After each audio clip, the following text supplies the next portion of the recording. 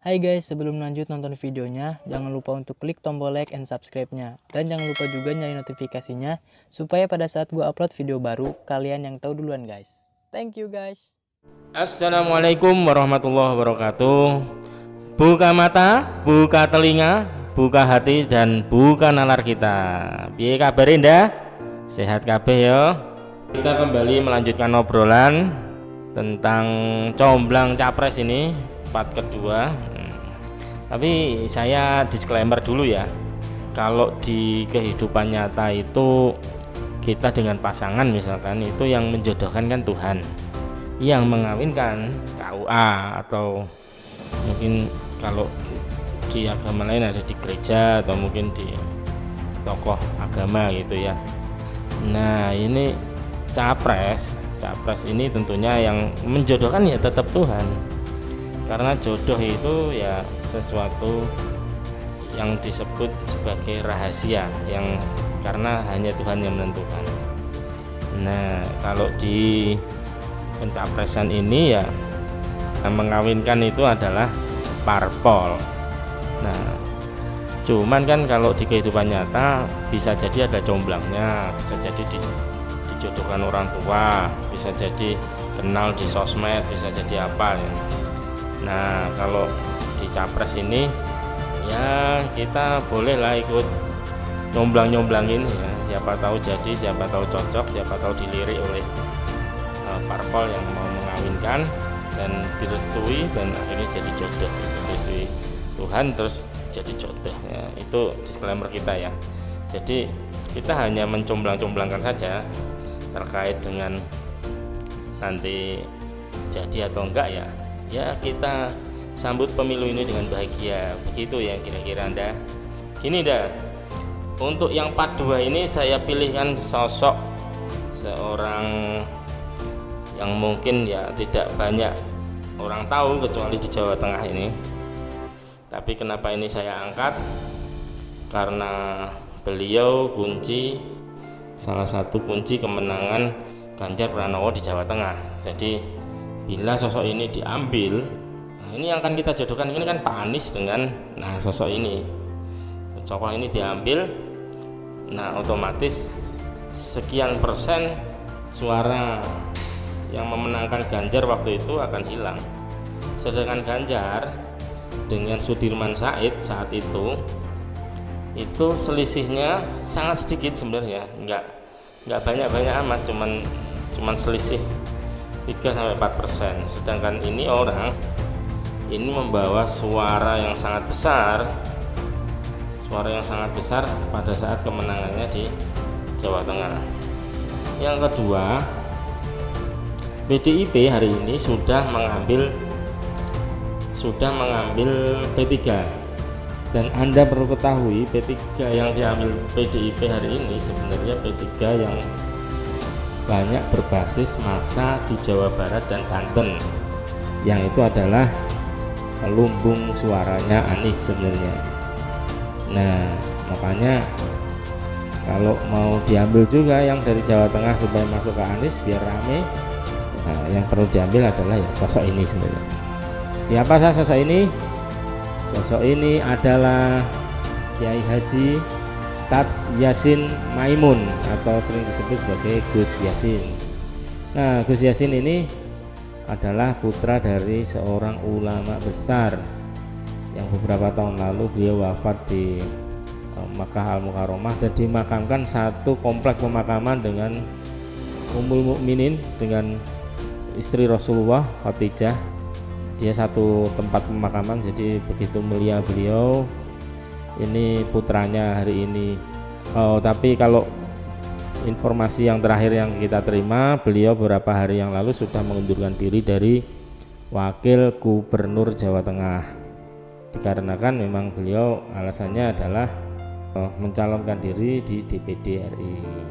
Cuman masalahnya apakah itu hal yang memang begitu adanya atau ada behind the scenes, ada layar di balik layar. Nah ini perlu kita kaji dengan kita ulas demikian ketat supaya menyajikan hal-hal yang bisa membuka nalar kita sehingga tertembus sampai ke hati kita, dan supaya kita bisa memilih capres nanti yang terbaik siapa, dan tetap dalam pemilu ini kita bisa berbahagia menyambutnya dengan tetap senyum, dengan tetap ramah dengan siapapun, dan kita semua tetap bersaudara.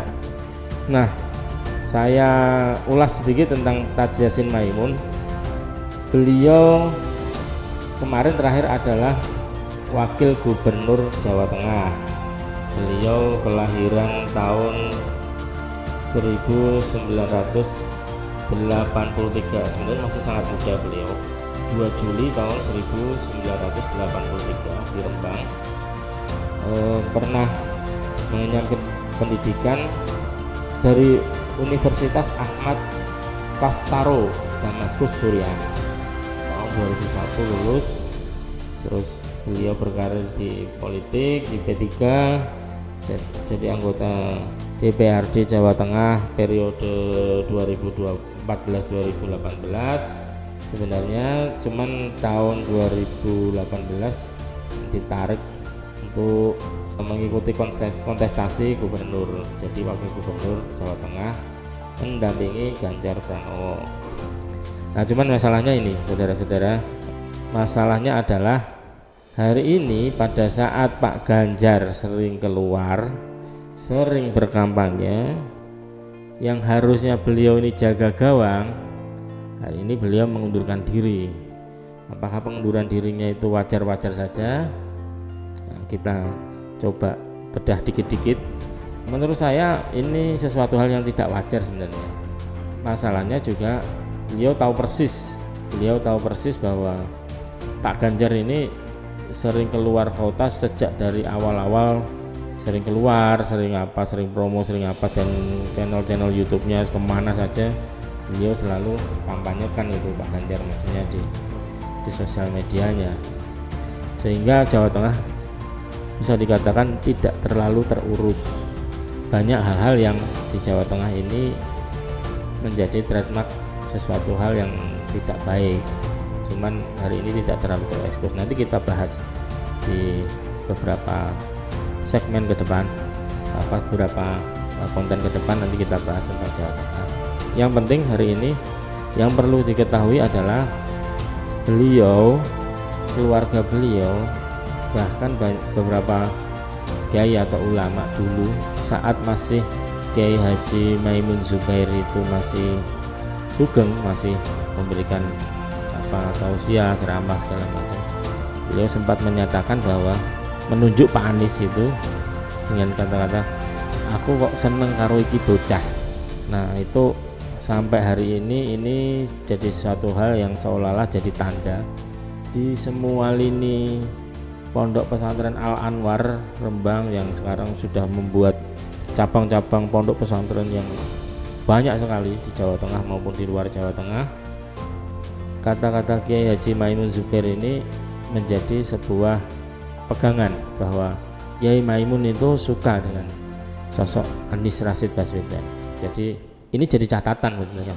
Dan beberapa waktu yang lalu keluarga dari Gus Yassin yang pondok pesantren yang ada di Sragen juga ketemu dengan Pak Anies, keluarganya semua di sana, dan menyatakan bahwa mendukung Pak Anies, bahkan menyatakan bahwa kalau kalian tahu serangan terhadap Pak Anies yang secara kasat mata itu jauh lebih besar daripada serangan yang kasat mata.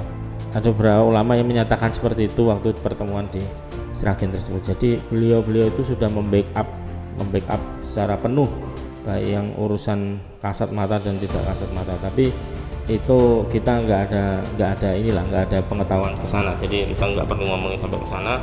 Intinya hari ini apa alasannya Pak Anies Rashid Baswedan harus memilih, kita dalam rangka kita nyomblang ini harus memilih Taj Yassin Maimun atau Gus Yassin.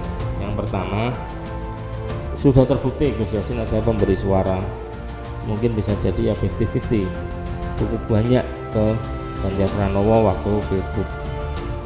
Jadi kalau separuh atau mungkin 2/3 suara itu diambil dan lari ke Anies, ditambah suara yang dulu pernah mendukung Sudirman Said itu lari ke Anies, selesai Jawa Tengah.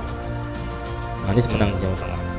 Yang kedua, Gus Yassin ini sebenarnya sekarang sudah tidak menjabat apa-apa lagi, jadi bebas beliau mau misalkan kayak Pak Anies mau kemana-mana saja, mau ke mana, mau berkampanye segala macam itu bebas saja, sudah tidak ada masalah, beliau sudah rakyat biasa. Yang ketiga, paling tidak hari ini dengan PDIP menarik P3 tadi yang saya sampaikan, menarik P3 dan P3 yang dia tarik itu kebanyakan adalah P3 yang basis masanya ada di Jawa Barat dan Banten, yang itu notabene lumbung suara Anies. Kalau dari situ dia bocor, nah kita harus tambal dari tempat lain. Nah dari tempat lain dari mana? Maka yang paling mengena adalah dari Jawa Tengah, P3 Jawa Tengah yang lumayan cukup besar, karena pamor Kiai Maimun Zubair saat itu P3 itu besar di Jawa Tengah. Nah mungkin itu, cuman nah ini hal-hal yang melemahkan ini, maksudnya ada hal-hal yang tentunya kita juga sampaikan hal-hal yang baiknya apa, kemungkinan bisa comblangan ini jadi atau mungkin bisa berjodoh, bisa dikawinkan, bisa karena Anies Baswedan ini sangat memiliki banyak link terkait dengan ulama-ulama di Jawa Tengah maupun Jawa Timur, dan beliau sudah menjalankan itu keliling ke Jawa Tengah dan Jawa Timur pada saat puasa kemarin. Jadi ini saya pikir sangat memungkinkan. Nah yang negatifnya apa? Maksud bukan negatifnya ya, apa ya, yang kemungkinan ini pertimbangan-pertimbangan yang akan menjadi hal yang susah untuk dijodohkan itu diantaranya ya pertama, Pak Yassin ini hanya terkenal di Jawa Tengah, tidak terkenal di skup nasional, makanya mungkin elektabilitasnya sangat kecil. Tapi kalau hari ini beliau lebih memilih mencalonkan diri sebagai anggota DPD, kemungkinan juga beliau tidak mencalonkan diri sebagai gubernur, padahal menurut saya beliau sangat potensial sebagai calon gubernur Jawa Tengah. Bahkan elektabilitasnya beliau itu sudah nomor 1 di Jawa Tengah itu, setelah nanti Ganjar lengser itu bisa jadi beliau yang paling potensial jadi gubernur Jawa Tengah. Nah cuman kita lihat nanti kayak apa. Ini sementara beliau masih mencalonkan diri sebagai anggota DPD dan tentunya akan berkampanye khusus di Jawa Tengah. Cuman kalau akhirnya jadi perjodohan ini comblangan ini jadi, tentu banyak energi yang harus dikerahkan untuk mempopulerkan beliau di tingkat nasional. Oke, mungkin sementara itu teman-teman, kita tetap syukuri perbedaan dan selalu ikhtiarkan persatuan. Billahi taufiq wal hidayah. Assalamualaikum warahmatullahi wabarakatuh.